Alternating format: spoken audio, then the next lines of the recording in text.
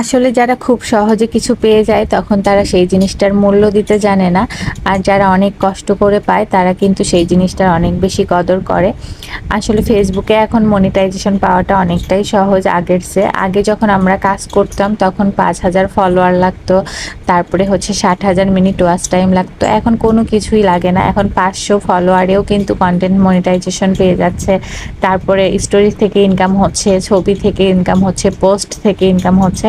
এই জন্য সবাই ভাবতেছে না জানি কত লাখ লাখ টাকা ইনকাম হচ্ছে। আসলে এরকম কিছুই না, এখন তো টাকা অনেক কমে গেছে। তবে যারা নতুন ফেসবুকে কাজ করতে চাচ্ছেন তাহলে তারা ধৈর্য ধরে নিয়ম মেনে কাজ করেন, তাহলে দেখবেন আপনারাও সফলতা পাবেন। আর যারা খুব সহজে কন্টেন্ট মনিটাইজেশন পেয়ে গেছেন কিন্তু ইনকাম কম দেখে হাল ছেড়ে দিচ্ছেন, একদমই হাল ছেড়ে দিবেন না, কাজ করতে থাকেন, সফলতা আপনারাও পাবেন। আসলে আপনারা খুব সহজে যেহেতু পেয়ে গেছেন এই জন্য কাজের প্রতি হয়তো আপনাদের অতটাও মন নাই।